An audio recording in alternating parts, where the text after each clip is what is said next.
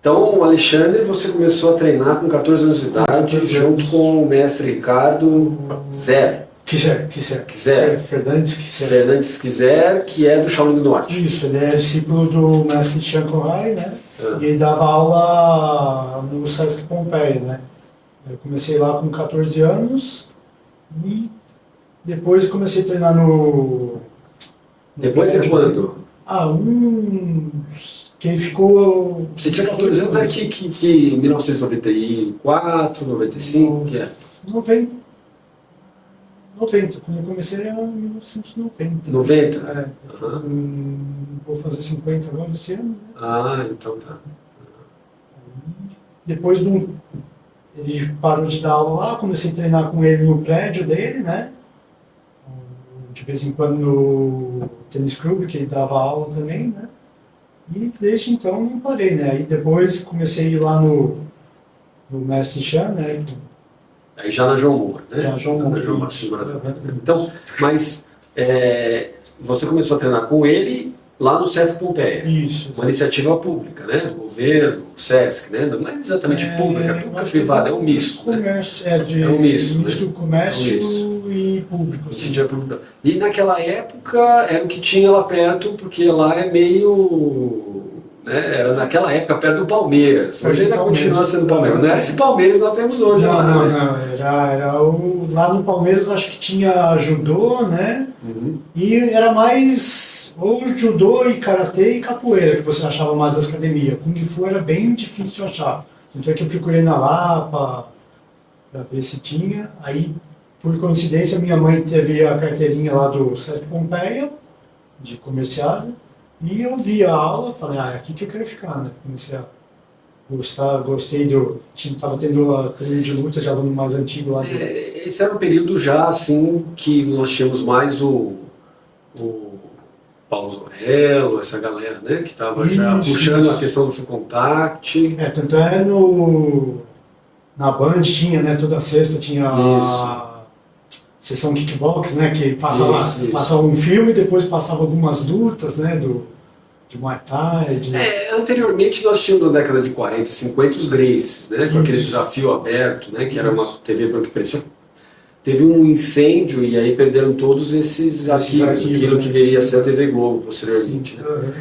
E aí teve um problema de excesso de violência, e começou um monte de política pública proibindo as artes marciais. Nesse período que a gente chegou já era um período de resistência, eles estavam começando a colocar de volta. Muito pela, vamos dizer assim, divulgação de um novo mercado que estava emergindo, que era daquele mercado que a gente sabe que é da Shaw Brothers, da TV Record, TV Manchete, colocava um monte de filme à noite, né? E a criançada ficava tudo acordada à noite para ver. Ficava acordado para ver a sessão kickbox, quando passava os filmes chineses, assim, nossa. Você olhava assim e falava, nossa, eu quero fazer igual, quero onde que tem Kung Fu, você começava a querer procurar. Aí achei o Sesc Pompeia, né? E comecei a treinar desde... Você morava em Pirituba? Eu morava em Pirituba e ia até a Pompeia para aprender, para treinar, né? Comecei... Tinha de final de semana, né, de domingo que a gente treinava, tinha 2 horários, né, das crianças e dos adultos. Aí treinava no horário das crianças, depois por algum tempo passei para o outro horário e tinha durante a semana também, comecei a ir durante a semana também, né, nos treinos do Ricardo. Aí depois fui indo para os campeonatos do mestre. Mas eu acredito que você tenha ido treinar em função de violência social, né? A questão, não uma violência social escancarada, mas dentro das escolas, você vê de colégio público também, né? Sistema público de educação. Sempre foi um problema, pelo menos para mim na Lapa era um problema muito sério. Tinha também, né, Pirituba eu acho que era a mesma coisa, que é vizinha, né? Então, Freisa do Ó, Pirituba, Lapa, Osasco, essa região ali é uma região pesada, né? Hoje eu não sei mais. Mas naquela época era uma região complicada, né? Sim, sempre teve essas brigas de escola, né? Aí eu quis ir treinar para ir saber se me defender mais, né? O colega, assim, do meu tio, da minha mãe, falava que era para extravasar, era bom fazer arte marcial, fazer algum esporte para extravasar violência, assim, né? A vontade, a vontade de brigar, né? Mas no começo não adiantou muito, né? Aí briga, usava o que aprendia nas lutas no colégio. No colégio. Uhum. Aí uma das vezes que me machuquei, assim, o professor Ricardo, o mestre Ricardo viu, aí falou, o que é isso? Olho meio roxo, ralado. Falei, caí de bicicleta. Já deu aquela olhada. Claro que assim. ele vai acreditar. Estranho, você caiu com a cabeça numa pedra, não sei. Já deu aquela olhada estranha. Aí na segunda que apareceu, assim, com a cara roxa, aí falei, caí de bicicleta. Ele falou, é bom você parar de cair de bicicleta, senão eu vou te expulsar daqui. Então, essa ética marcial, me parece que ela estava naquela época. Já. O judô era assim, karatê era assim, Kung Fu também acompanhava isso. E o jiu-jitsu também era assim. O pessoal gosta de ficar. Porque tinha uma confusão nesse período com o Ryan Gracie e o Macaco, né, o mestre Macaco. Godoy, né? Não, Godoy Macaco não, o Patino. Jorge Patino. Jorge Patino, isso. O mestre Jorge. Aí o que acontecia? Você tinha aí um problema meio sério entre eles, né? Que era uma disputa pessoal por desrespeito entre eles, entendeu?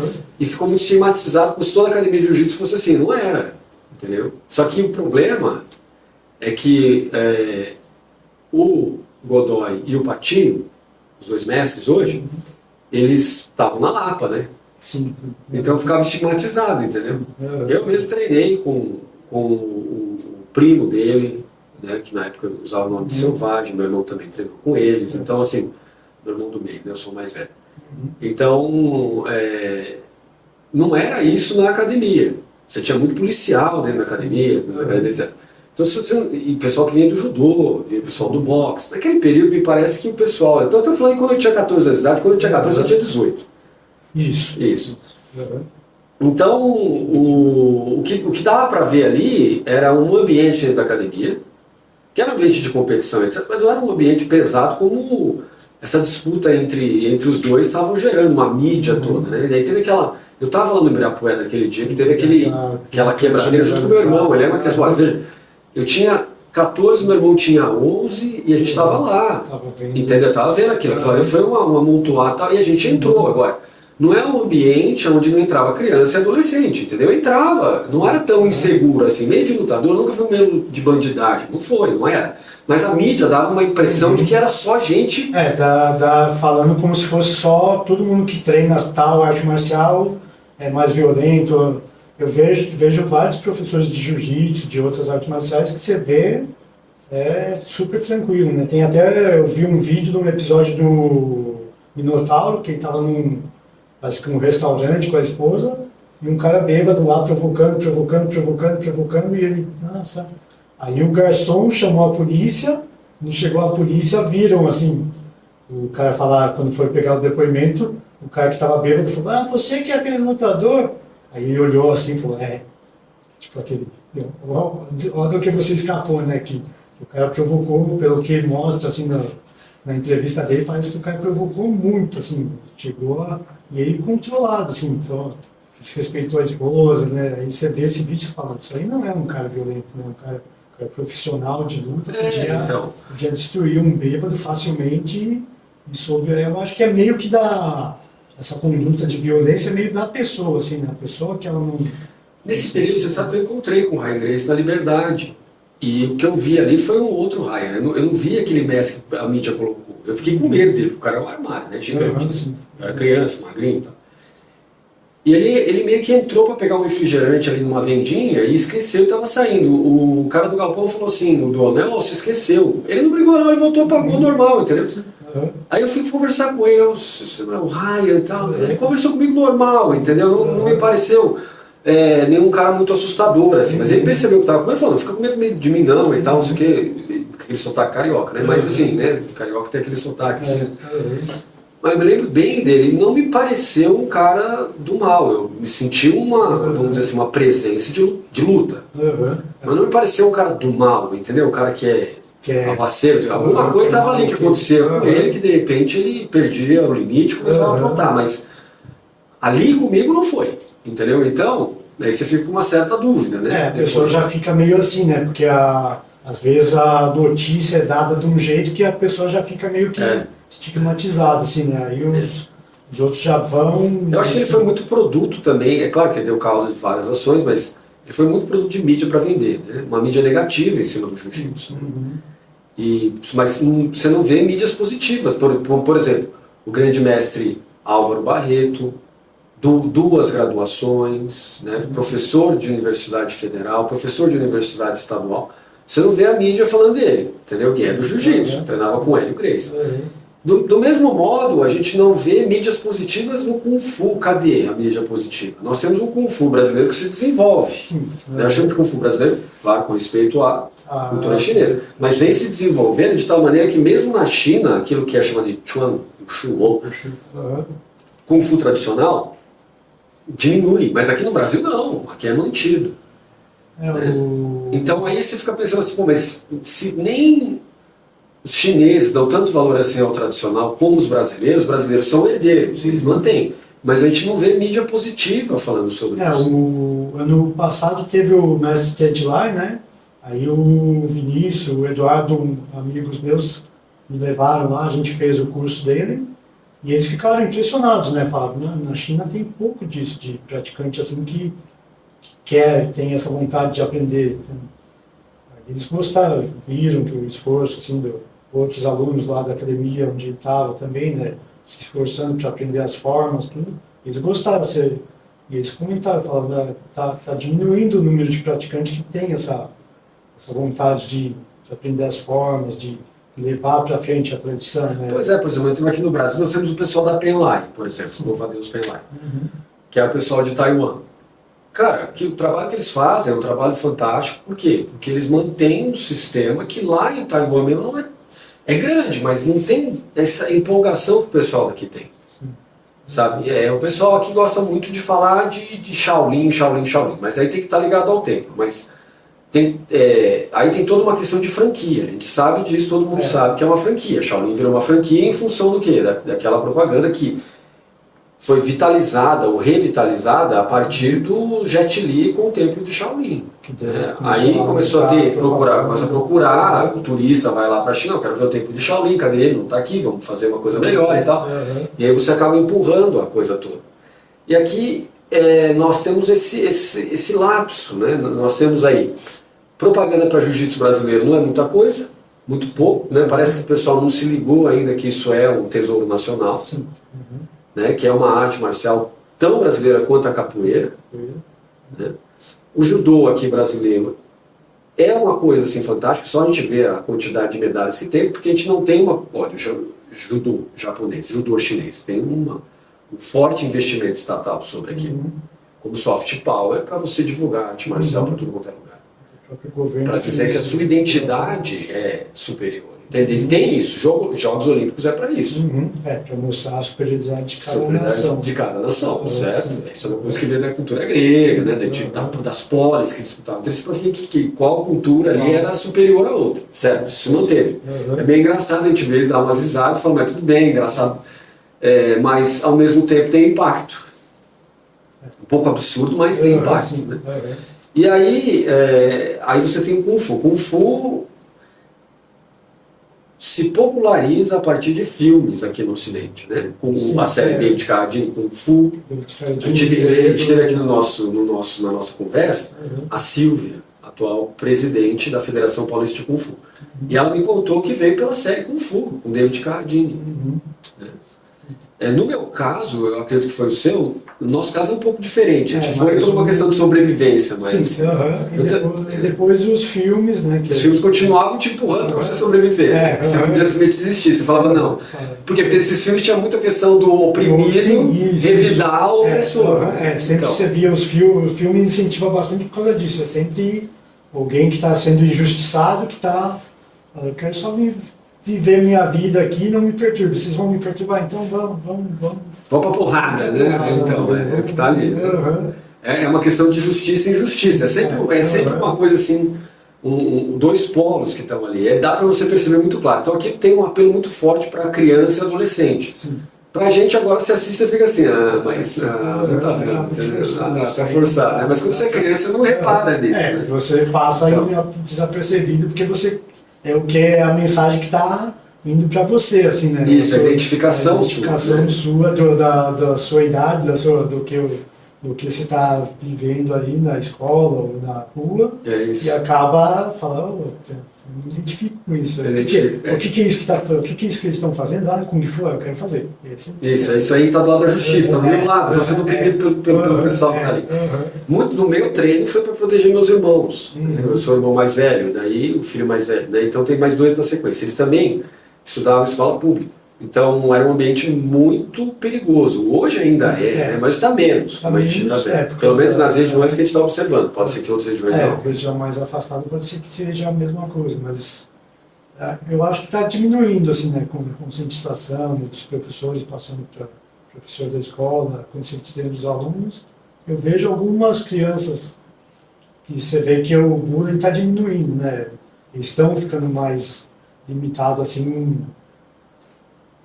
por eles mesmos, falar isso pro outro é ruim, né? Você percebe, a bagunça sempre vai ter, né? Não vai ter jeito. Pois é, cara, e eu acho que você acabava indo também, igual eu, no Baby Barione que tinha ali na Água Branca. Já fui. Porque tinha campeonato de boxe, eu falava que era uma feita, né? Porque tinha aquela coisa do Éder Joffre ainda, tinha o Maguila, lembra do Maguila? Coitadinho. Aí o pessoal ficava falando dessas coisas, né? Então a gente tinha muito disso na mídia naquela época. Hoje foi substituído pelo MMA, mas você me falou que o pessoal está até processando, né? O pessoal do MMA. Eu dei um amigo meu me mandou um documentário que há vários lutadores que estão tendo problemas de neurológico, tudo, parece que estão processando, vão processar, parece que estão nesse caminho de querer processar o UFC, né? Que os campeonatos estão lesaram, né?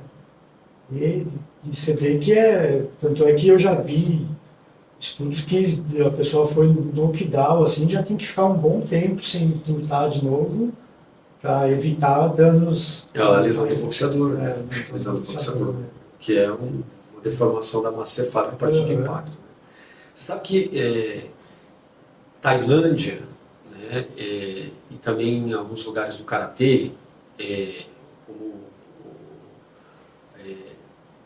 aquele Kudo, né, que o pessoal fala, né, bem o karatê é uma derivação do karatê, mas é karatê, né?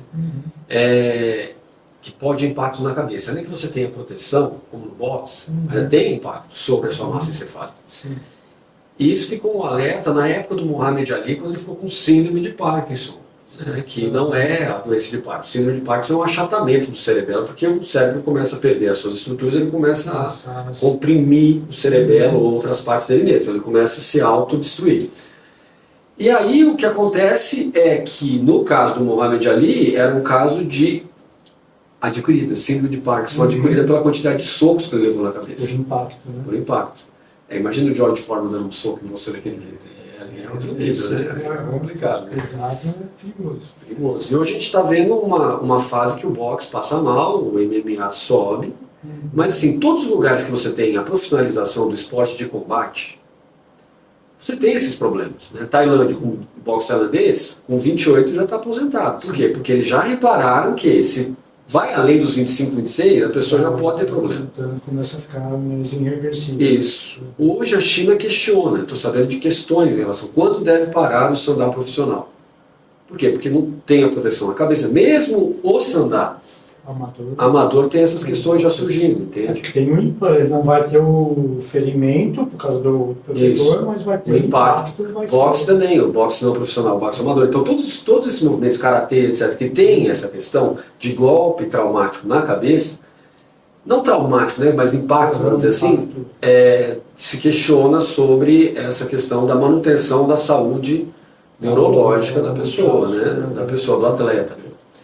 E aí entra o Rickson Gracie de novo, né, dizendo assim, olha, jiu-jitsu não deveria ser um jiu-jitsu só de competição, o jiu-jitsu deveria ser um jiu-jitsu para a família. O que eu concordo com ele, né, uma questão assim das pessoas interagirem é mais importante. Porque imagina, você vai treinar um esporte onde você vai ficar com síndromes adquiridas. Cara, o que é isso?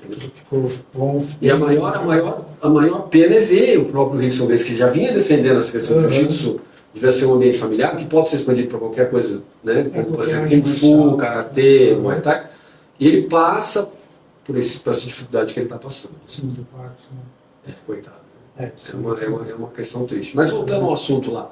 Seu, então quer dizer, você foi treinar em função de problemas na sua escola. Isso, de querer me defender. Uhum. E eu acabei gostando, né? O professor mestre Ricardo via que eu gostava de treinar, de aprender as formas, ajudava os colegas, né? Aí ele mesmo me indicou, né, uma academia, quando eu já estava um bom tempo treinando, ele me indicou uma academia de karatê para eu começar a dar aula de Kung Fu. E de lá entrei nessa vida de professor de Kung Fu e não veio mais, né? Mas o que te inspirou aí pro lado do Kung Fu? Por que você escolheu isso como profissão? Você vê assim, né, o aluno aprendendo, a pessoa começa com dificuldade, começa a melhorar, assim, dá uma satisfação, assim, né, pessoal, de fazia meio ruim as formas, um exercício não conseguia fazer, né? Você vai ensinando, vai passando o tempo com o aluno, você vai vendo ele aumentando o nível, aí dá um bem-estar assim de você estar ajudando, né? Às vezes nem vira professor, né, o seu aluno, mas para a vida, assim, ele pega essa de ficar, não consegui, mas eu vou persistir nisso. Uhum. Então, você ajuda meio que moldar assim, né, o jeito da pessoa ver a vida, o jeito dele enfrentar os problemas, né? Isso aí dá muito para o professor. Eu acho que esse é o mais importante, né? Você vê que alguma coisa na vida dele se está ajudando, né? De você ter essa obstinação de persistir. Isso aí, como professor, te dá uma satisfação. Te dá uma satisfação? Entendi. E o que você vê, assim, a maior parte das minhas experiências foram em Taiwan, mais do que na China continental, né? Principalmente nesse período de adolescência, né? Primeira fase adulta. Muitos daqueles movimentos de Kung Fu, principalmente o Wushu moderno, ou aquele que se pretende olímpico, né? Se fundamenta em dança, na dança, se fundamenta na ginástica olímpica, né? Na ginástica artística. Muito daquilo que está lá chineses, né? Como é que você vê isso, a questão genética? Você está nesse meio, igual eu. A diferença é que eu venho de uma família chinesa também, do outro lado é italiano. Mas eu percebia diferenças fortes em termos de... Quando eu estava em Taiwan, eu via o pessoal de lá uma facilidade, cara, de fazer saltos, giros, acrobacias, etc. Enquanto que o pessoal que estava lá comigo, que era pessoal mestiço igual eu, e o pessoal até que não era mestiço, que estava lá treinando por algum outro motivo, não era a mesma coisa, não. Eu tinha dificuldades em relação a determinados tipos de movimento, tempo, salto, etc. Como que você vê essa dificuldade que pode aparecer? Ela tá no olímpico, né? O show esportivo. Aí o tradicional, você vê essa dificuldade também? Eu vejo alguns movimentos que eu acho que pela cultura, alguma coisa assim, parece que fica... Alguns alunos parece que acham que é muito floreado, sim, e acaba fazendo um pouco mais simplificado, né? Dá a impressão que a tendência nossa é tentar simplificar um pouco o movimento. Tem coisa, você vê, parece muito artístico assim, e você vê alguns alunos fazendo mais bruto, mais ríspido, assim, né? Tanto é que eu aprendi o terceiro Paquá, que é bem floreado.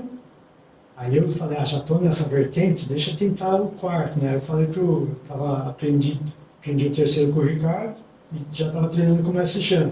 Aí eu arrisquei, falei, mestre, pode aprender o quarto Paquá? Aí ele falou, faz o terceiro. Eu fiz, eu falei, ainda é ruim. Aí eu falei, mas não é tão... Eu vi o pessoal fazendo o quarto, não era tão mais difícil. Eu falei, não é tão mais difícil. Aí pegou e fez um pedaço do terceiro lá. Aí falou, o seu terceiro é igual ao meu? Eu falei, não. Quando você dá isso, então, ele estava muito... Parecia que não tinha osso, assim, estava muito solto. Né? Eu falei, não. Ele falou, vai treinar mais. Rapaz, mas Paquá é um sistema tão complicado, cara. Eu não gosto, entendeu? Eu também não gosto, mas eu já estava na vertente, falei, deixa eu tentar matar logo esse negócio aqui já. Mas ele fez assim tão... Parece que além de treino, parece que tem que ter alguns estilos assim, parece que Tem que ter uma certa genética, não sei assim, o que ela é, exato. Né? Já tem que ter nascido. Tanto é que eu acho que, não sei se é certo, mas eu acho que a minha ideia assim, de ter surgido tantos estilos parece ser meio que por causa disso. A pessoa ia fazer um estilo, não se adaptava tão bem assim, aí ele, com aquela base daquele estilo, e o que o corpo dele conseguia fazer, acabava adaptando o outro estilo. Eu entendo meio assim, né? Porque tem algumas coisas assim que você fala, você faz, você aprende, você tem tempo fazendo, mas alguém aprende um pouco depois que você, anos depois que você, rápido já está fazendo aquele movimento melhor. Você fala, além do treino, tem que ter um pouquinho dessa sensibilidade já natural da pessoa para conseguir fazer aquele movimento, vai adaptar melhor daquilo. Então punhal simples, eu tenho punhal simples, punhal duplo, assim eu ensino para defesa pessoal, eu ensino para todas as minhas alunas, né? A aluna mulher eu pego e ensino punhal. Eu acho certo. Aí eu vejo que alguns movimentos assim, eu vejo ela fazendo e falo, olha, já está melhor que o meu. Mas eu fico quietinho. Não, eu também acho, mas essa é a alegria do professor, né? Essa é a alegria do professor. Quando você vê um aluno seu fazendo melhor que você, aí você tem a satisfação de falar, tô mandando bem.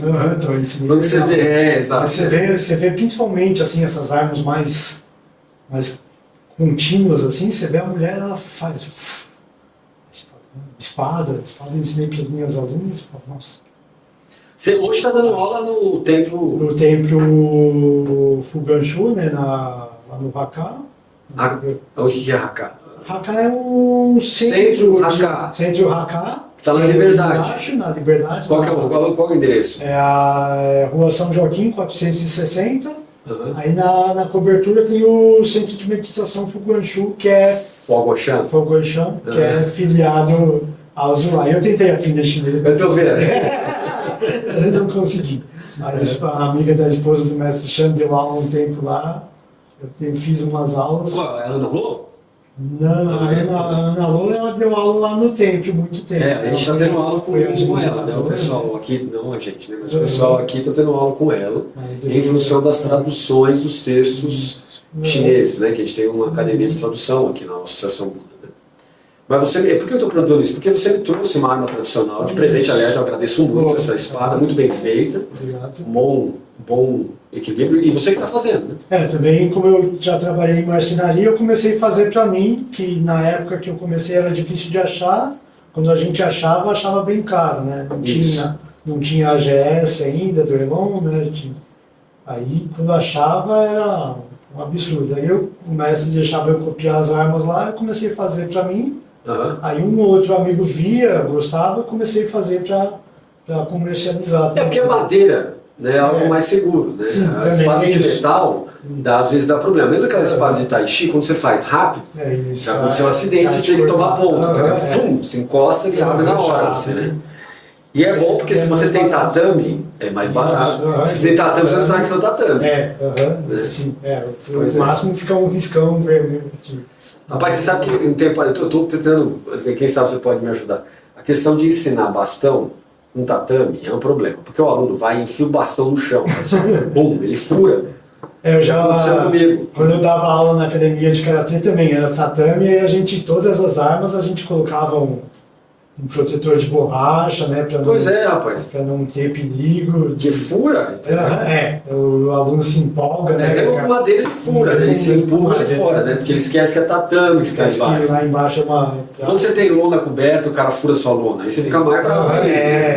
Então eu estou precisando bastante de polipropileno, alguma coisa assim, que não dá uma pressão dessa. Talvez seja impossível, porque, né, uma questão aí física, né? O que eu fiz era colocar a borracha na ponta para não ter esse perigo de furar o tatame o japonês via o tatame meio furado ali já. Claro, caro pra caramba. O coração dele chegava na boca. Né? Lógico, caro, furo pro cara enfiar o dedo e quebrar o dedo, né? Então fica complicado. Mas eu gostei muito dessa arma, agradeço muito o seu presente, né? Para quem ensina. Mas como que você vê o ensino de armas tradicionais? Por exemplo, ninguém anda com espada na rua.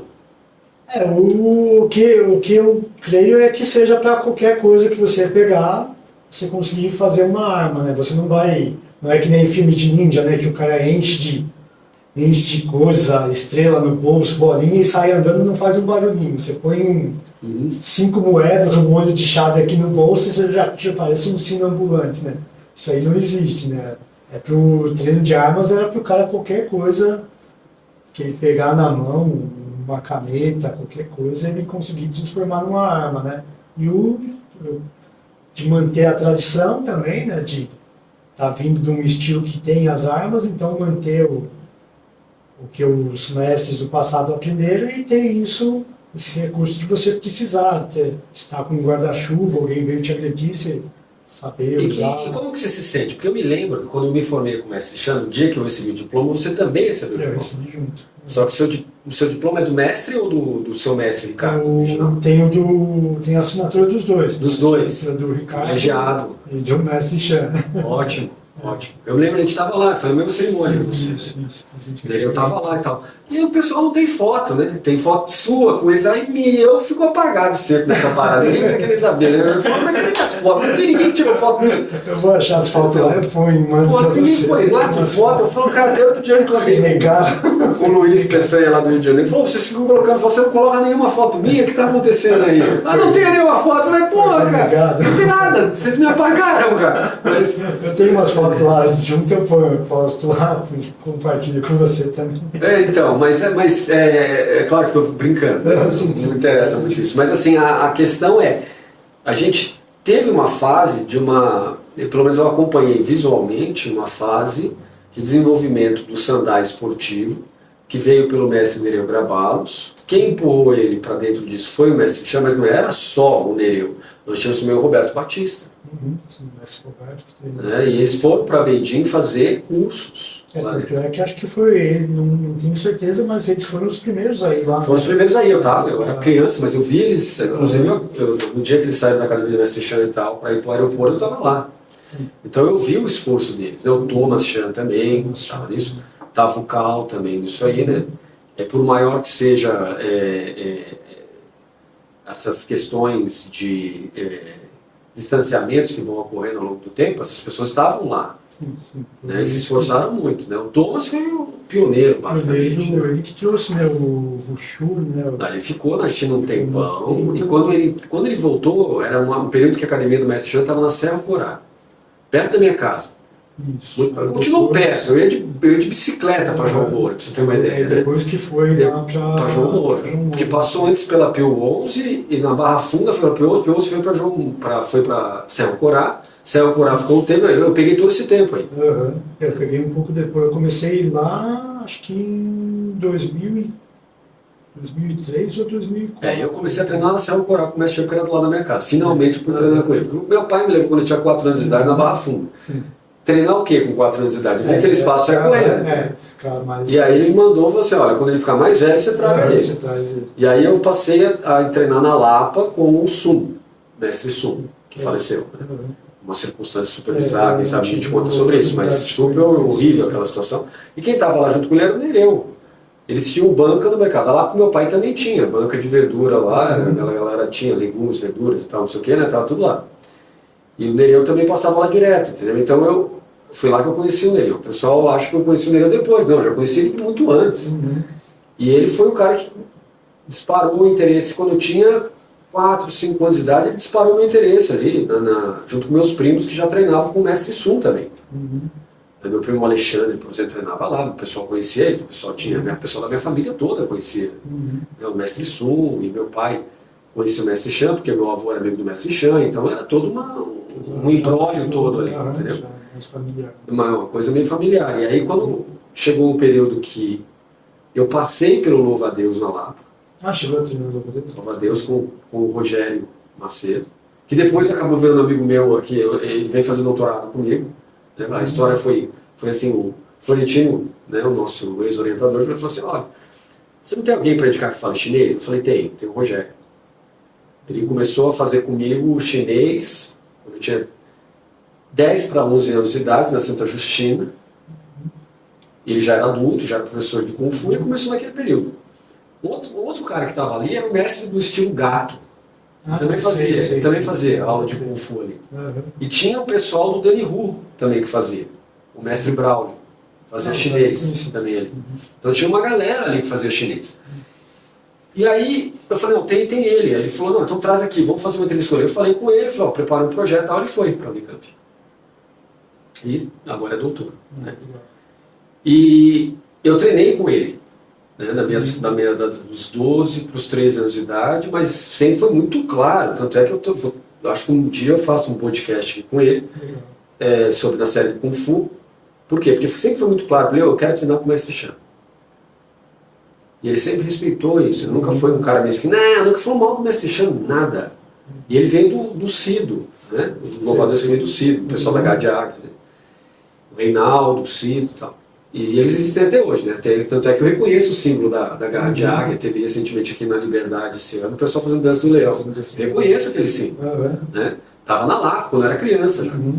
E aí passou o louva-a-Deus, aí chegou um momento que ele foi para Serra Corá. Quando foi para Pio 11. Aí eu falei, meu pai falou, vamos lá que agora eu vou te levar para o Mestre Chan.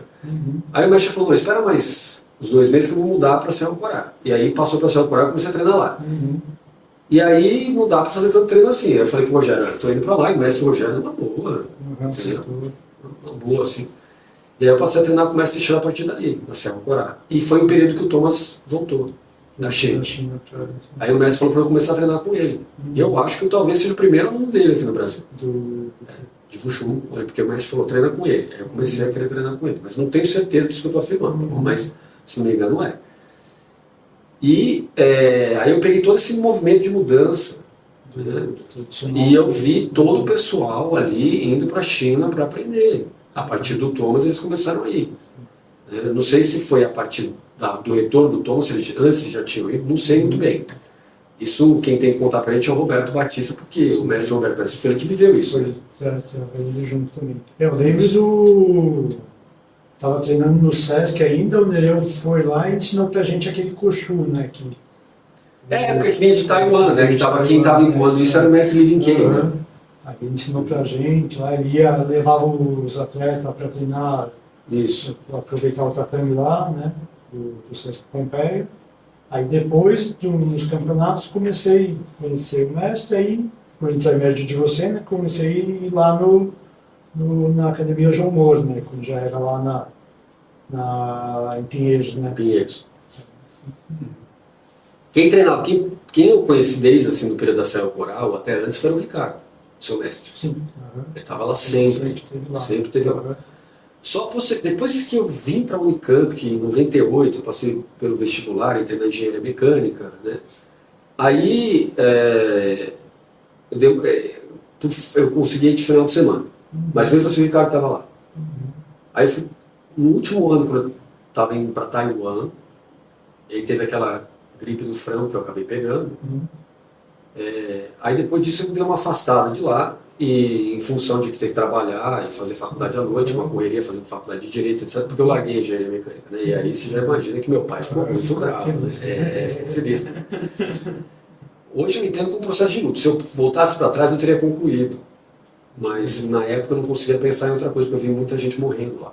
Então eu estava num processo de trauma e luto e não estava a fim de procurar psiquiatra e psicólogo. Eu deveria ter procurado pelo menos um psicólogo. Mas eu falava, psicólogo, caramba, eu tenho que resolver isso aqui. Cara marreta, marreta. Eu sou meu psicólogo. Eu me viro. Me viro? Pois se vira assim, né? Então, aí... mas o que ficou para mim nesse período foi o budismo. Nesse período eu queria ser padre.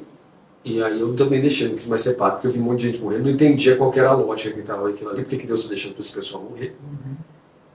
E aí eu me distanciei de vez mesmo, falei, não quero saber, né? Mas nesse período ainda eu mantinha alguma coisa, tanto é que a gente ainda deu umas treinadas de boxe nesse período, não sei se você lembra, treinando boxe, estava treinando boxe também. Isso, e aí depois eu dei uma desaparecida, porque eu falei, eu tenho que trabalhar e dá. Mas eu sempre mantinha um certo vínculo, porque eu conheço o mestre desde pequeno, então eu, de vez em quando aparecia lá. Mas aí eu vi o Ricardo dando uma desaparecida e vi você começando a aparecer mais, né? Nesse período aí. Nessa época eu comecei a treinar bastante lá ia de final de semana, e como o mestre começou a ensinar alguns kati mais que pouca gente sabia, começou a ensinar para mim também, e começou a mandar ir durante a semana também, né? Para treinar junto com os alunos dele. Aí eu comecei a ir mais lá, né? Ficar mais tempo lá.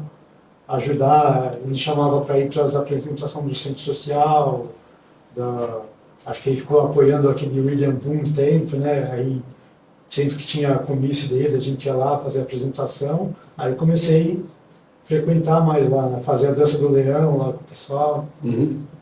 Nessa época comecei a ir bastante lá, né, com o mestre Chama, há mais tempo lá na academia dele. Né? E como você sentiu a diferença cultural? Uma coisa é você treinar com um brasileiro, que é o mestre Ricardo, outra coisa é treinar com um chinês. Porque lá, como eu sou aluno do Ricardo, né, então tinha que meio que perceber, os chineses eles não falavam, né, eu tive um pouco de ríspis assim com o mestre Shen, né, porque ele não falava e ele queria que você, um dos alunos mais antigos do mestre Shen, né. Quem? O quarto aluno do mestre Shen, o Shen? Isso, porque ele não falava e a bronca em você. E você tinha que perceber o que ele estava... porque eu fui entender que como eu sou aluno, eu sou neto, né, tinha coisa que eu não podia me meter, tinha coisa que... Rapaz, eu tentei chamar ele aqui pro podcast, rapaz, me deu um perdido, não quer falar, entendeu? Ele é complicado, né? Ele sabe muita coisa, ele tem muito conhecimento, mas você tem que meio que perceber o seu lugar, né? Mas você sabe que a irmã dele me deu aula de chinês na Santa Justina. Fiquei sabendo. Pois é. Que a irmã é professora de chinês. Não é professora, ela é engenheira, na verdade. Engenheira, né? O pessoal que vem de Taiwan, eles, a mesma coisa que meu pai, meus tios, né, chineses, eles já chegavam no barco prestando vestibular e entrando, porque você tinha que ter um mínimo de português e eles passavam no vestibular, cara. Meu pai passou na Unicamp e meus tios passaram na USP, porque meu pai trabalhava em Jundiaí, ele trabalhou como técnico na Telesp, logo que ele chegou da China, e já prestou vestibular, já passou na Unicamp, mas não concluiu, entendeu? É a maldição da família. Mas meus irmãos concluíram. Eu que sou uma engenharia mecânica não está. Não tá. Mas meu tio, meio-irmão do meu pai, é engenheiro mecânico pela Poli. Então não é tão maldito assim, tem um lado. Dá uma fugida. Tem só um lado da nossa. E o que eu vi foi isso, né? Que o chinês tem muita coisa que ele quer que você perceba, né? Aí se você não tá com a percepção boa, você acaba levando bronca de besteira, né? Uma vez, até um trágico engraçado assim, nós começou a ensinar carta de bandeira para um monte de gente e só tinha uma bandeira. Aí eu falei, tô vindo aqui, né, deixa eu fazer Fui lá na 25 que vende pano, comprei um monte de pano branco, escrevi Shaolin Norte. Eu me lembro! Eu tava na academia quando você fez isso. Aí fui entregar pimpão, pensando que ia levar um elogio, né? Eu me lembro. O mestre mandou rasgar as bandeiras lá. Ele entrou pra dentro, se trancou e ficou falando, você atravessa a porta, rasga isso. Eu falei pra você, Alexandre, bandeira branca não pode. Eu matei o Shaolin Norte, né? Você tá chamando o Shaolin do Norte pro funeral, rapaz, para com isso. O mestre entendeu isso aí como presságio. Tive que rasgar as bandeiras lá. Aí eu me redimi, fiz as bandeiras vermelhas. Aí eu também estava lá quando você chegou com a bandeira vermelha. Aí o mestre, agora sim, uma azul e uma vermelha. Duas azuis e duas vermelhas. Duas? Uma coisa assim, eu me lembro vagamente. Poxa, cara, eu me lembro disso. Mas depois dessa eu aprendi tudo que for fazer, perguntar. Se não tiver um mestre, ver algum aluno mais antigo lá e perguntar. Isso é uma coisa interessante na cultura chinesa. Eles têm muito um lado supersticioso de sinais. Né? Sim. E o pessoal entende isso como se fosse uma coisa não racional, mas não é isso. Está ligado com uma herança daqueles oráculos chineses. Né? Por exemplo, os tibetanos hoje têm uma questão de oráculo também. Só que é um espírito que desce numa pessoa e fala com o oráculo estatal, que pode ser ou não aceita aquilo que está falando, que se for antilógico, os caras falam não. Na verdade, o centro está na razoabilidade da coisa. Então, se você aparece aleatoriamente com uma bandeira branca que simboliza morte, isso apavora a pessoa, entendeu? Na cultura chinesa. Por quê? Porque a cultura ela é muito voltada para Tianxia. O que é isso? Harmonia entre céu e terra. Os sinais de que o céu, ou seja, né, forças superiores, né? Aí você tem uma questão de uma mitologia chinesa, que não é tão mitologia na cabeça de chineses, né? Que determina uma ordem, e essa ordem se manifesta fisicamente por meio de sinais. Quando você aparece com aquilo, o mestre fala, alguma coisa está errada comigo, e vum, sobe, entendeu? Sobe de medo, né? Não é bem medo, ele fala assim, não, eu não aceito esse sinal, é uma rejeição do sinal, é igual o oráculo tibetano, não, nós não aceitamos isso que você está falando. Por isso que ele mandou rasgar, enquanto não rasgou, ele não desceu. Não desceu, mandou rasgar as bandeiras. Exato. As bandeiras. Então altera o sinal aí, entendeu? Então, mas essa é uma questão cultural chinesa que o pessoal tende a a objetivar como se fosse uma superstição. Não é exatamente uma superstição, é uma relação entre céu e terra. Por quê? Aqui no Brasil, particularmente nas nações que têm um fundamento cristão forte desde o início, no nosso caso ele veio pela colonização, você tem a questão da providência divina, Deus controlando as coisas. Então, acidentes ocorrem.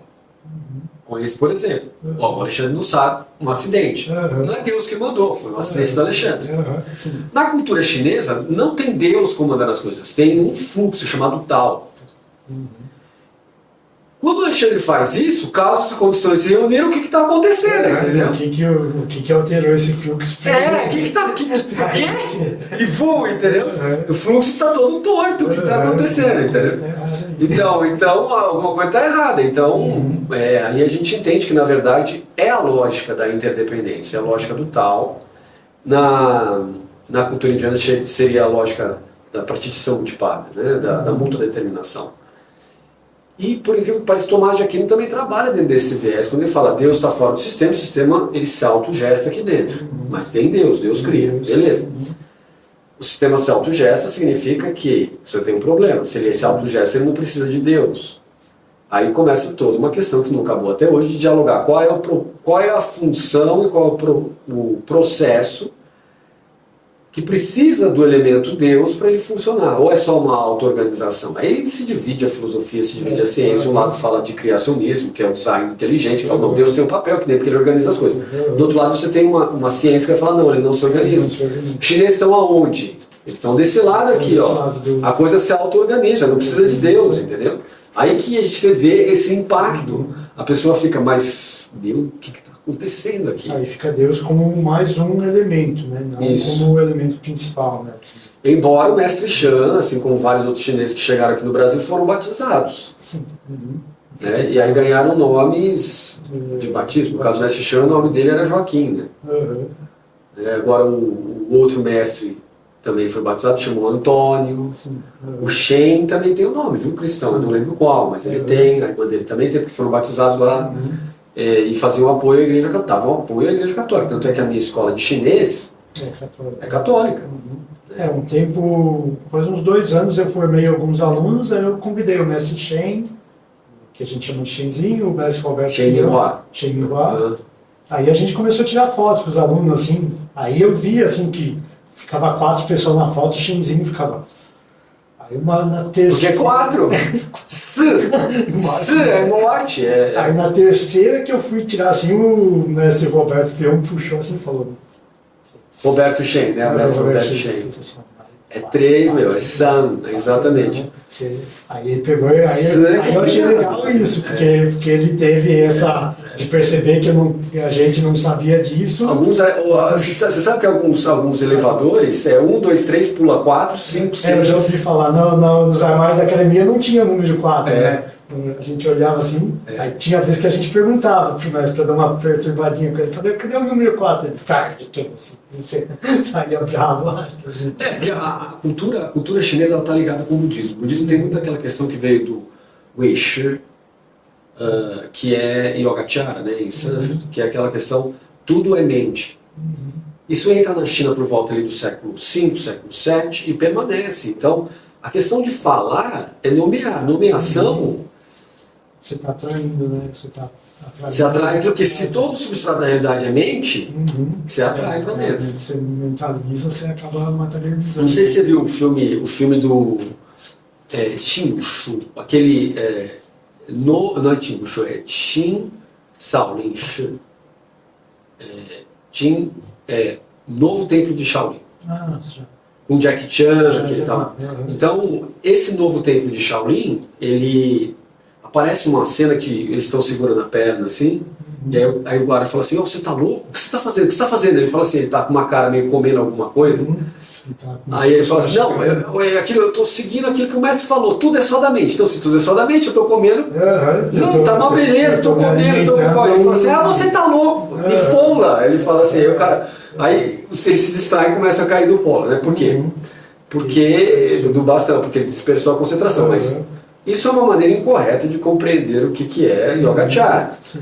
Mas você pode ver, né? A cultura popular, como essa que você acabou de colocar, ela não tem nada a ver, entendeu? Número 4, número não 4, não tem a ver. Mas quem não estuda muito bem os tratados budistas, etc., entra dentro da cultura e acaba não entendendo. E aí os próprios mestres budistas passam essa coisa para ver, porque eles falam assim, bom, eu se eu não falar com o que eu vejo, uma pessoa não entende, então eu vou tentar dar uma ajustada nisso. Isso é propagado para frente, então é uma compreensão incorreta da coisa, mas é popular, entendeu? E dá uma adaptada para a pessoa conseguir entender, né? Conseguir entender, mas aí fica só naquele nível da superstição, daquilo que é imediatamente adequado para se conseguir algo. Como, por exemplo, se eu quiser viver mais, eu não posso falar o número S. Matar, né? Ou morrer, né? Morte, não posso falar. Tem que evitar falar, senão o cara morrer logo. É uma coisa assim. Mas e essas são diferenças culturais que você percebeu, então? Sim, de não... Às vezes eles querem que você perceba, assim, né? Mas se você não percebe, acaba levando bronca na outra vez, né? Que fizeram o negócio.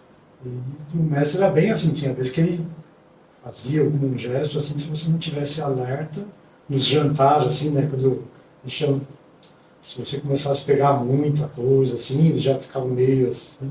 Tinha que, primeira vez que passava, tinha que todo mundo pegar. Aí depois, se passasse de novo e tivesse sobrado, aí sim você podia pegar mais coisa. Tanto é que tinha vezes que a gente saía da academia esfomeado, assim, já ia direto do treino pro jantar.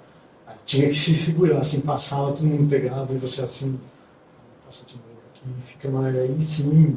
Aí ele só olhava assim, tá liberado, assim. Então, essa é uma questão, né? A questão tempo. No nosso período, a gente ficava 4, 5 horas na academia. Hoje já começa a ficar muito difícil isso acontecer. Hoje em dia eu vejo que a maioria das academias, até a aula que eu dou, assim, a gente tenta... Porque você vê que o aluno já fica, assim, passa uma hora e pouquinho, já fica. Você percebe que o aluno já começa a ficar incomodado. Mesmo você tendo mais coisa para passar, você acaba segurando, deixando para a próxima aula, que pelo que dá para perceber, uma hora e meia, assim, é o ideal, assim, para... Então, a questão da adaptabilidade de tempo, né? Porque a gente passava 5, 6 horas, você passava 8 horas no final de semana, ou durante a semana também. Noite, né? Eu era adolescente, depois quando começou a faculdade já começou a ficar difícil. Depois quando comecei a trabalhar ficou impossível, mas ainda mantinha o treino, tinha que acordar de madrugada para poder treinar. Sim. E hoje, quando você tem uma academia, a gente tem aquela... eu não sei se você está reparando isso, mas eu não tenho adolescentes que ficam 5, 6 horas na academia, igual a gente ficava. O pessoal adolescente, ele se dispersa ou quer... Não, às vezes até ele quer fazer mais, treinar mais, mas já tem outra coisa da escola, ou outros cursos que ele faz, ele tem que... Então você vê que os horários, assim, ele tem que dar uma regrada para conseguir fazer tudo, né? Você dando aula lá no templo Fogoshan, lá na Liberdade, o seu treino é de 1h30, então? 1h30. Quantas vezes por semana? São 2 vezes por semana lá do Fogoshan. E de vez em quando a gente combina nos parques, no Parque da Água Branca, em outros lugares, para ir treinar com os alunos, né? Para fazer mais uma vez por semana, assim. Certo. E também dando aula particular, né? Em aulas particulares. Então, mas assim, você vê, na Fogoshan você fica 1h30. Isso. E aí, e quanto tempo você acha hoje que uma pessoa regularmente treinando 2 vezes por semana, ela consegue se formar no Shaolin do Norte? 8 anos. 8 anos, 8 a 10 anos. 8 a 10 anos para aprender os Shaolin, aprende mais algumas coisas, assim, de outros estilos que passa também no sistema, e armas, né, do Shaolin Norte. Uns 8 a 10 anos acho que é um período bom, assim, para se formar, pegar o diploma, né, de professor. Aí se ele quer começar a dar aula, fica Fica com ele.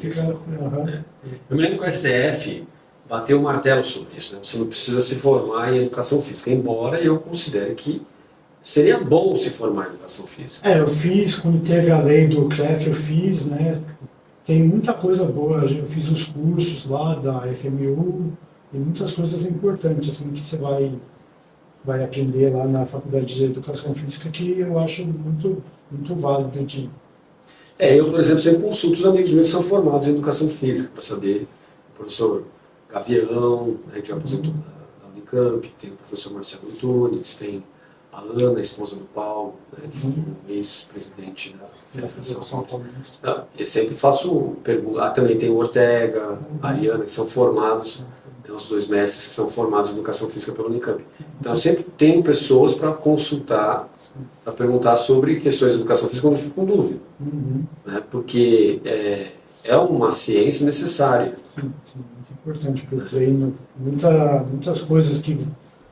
golpe, alguns exercícios que, se você tiver uma visão do profissional de educação física, você pode melhorar, com menos tempo você conseguir um rendimento melhor. Pois é, eu acho que os profissionais de Kung Fu, se pudessem, né, ter uma academia com profissionais de educação física, mas seria o ideal. Seria o ideal, né? Sem dúvida alguma.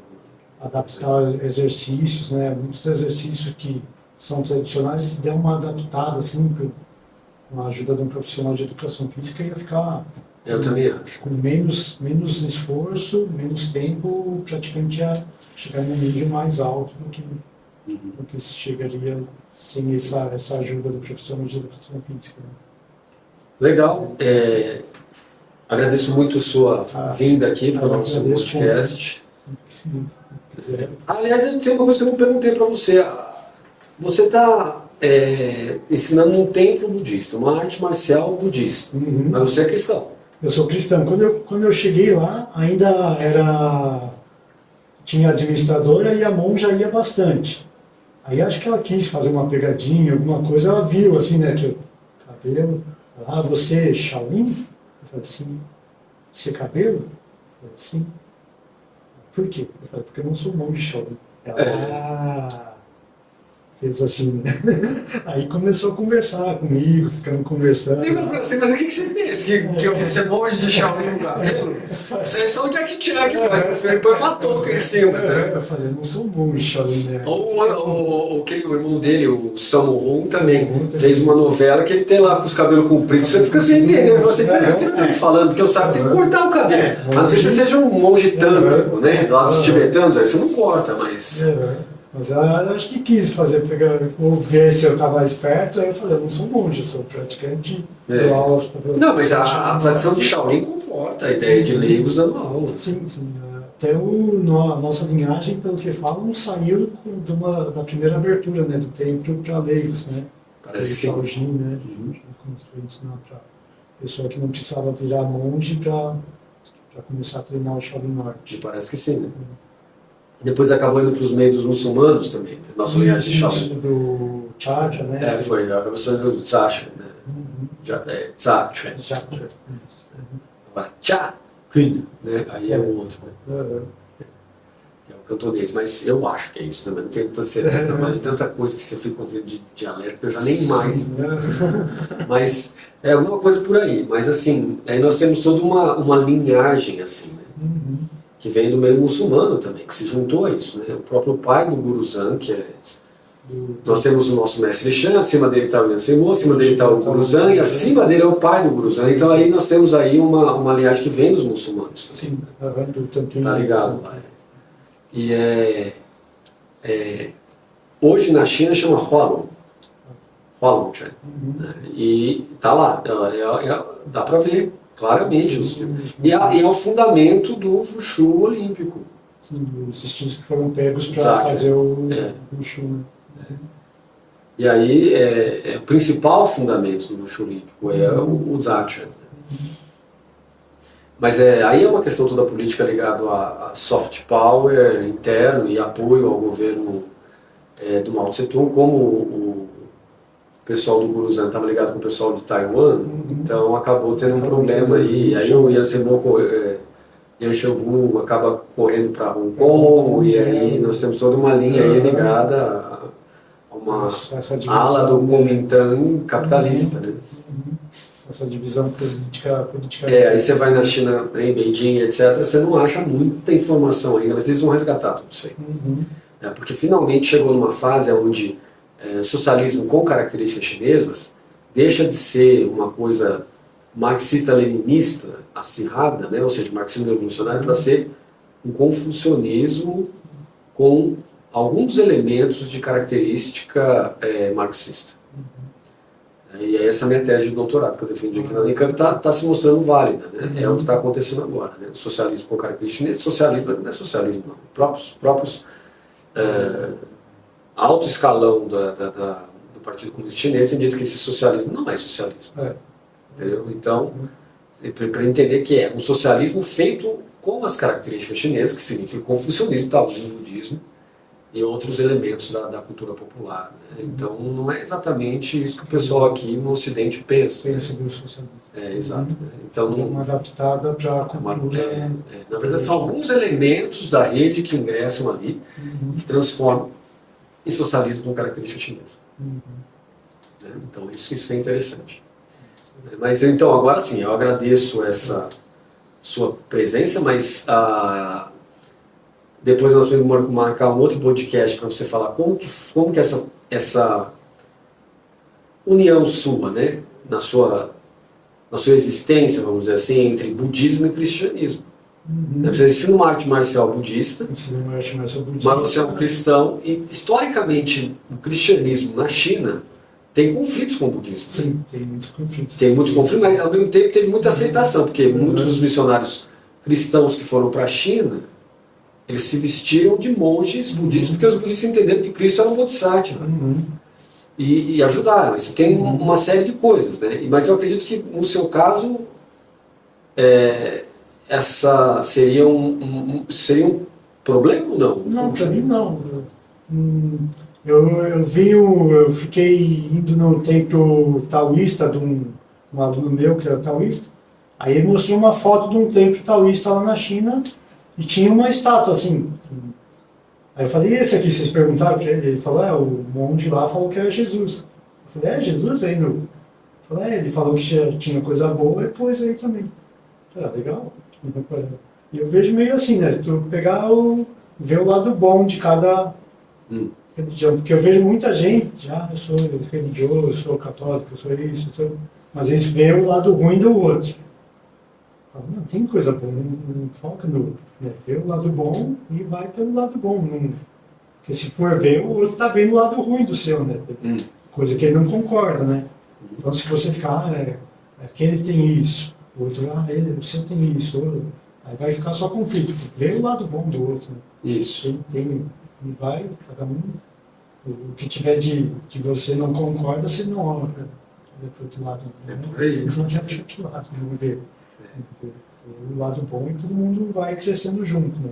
O que você acredita, cada um com as suas definições, seus objetivos de vida, e vamos todo mundo crescer junto, né?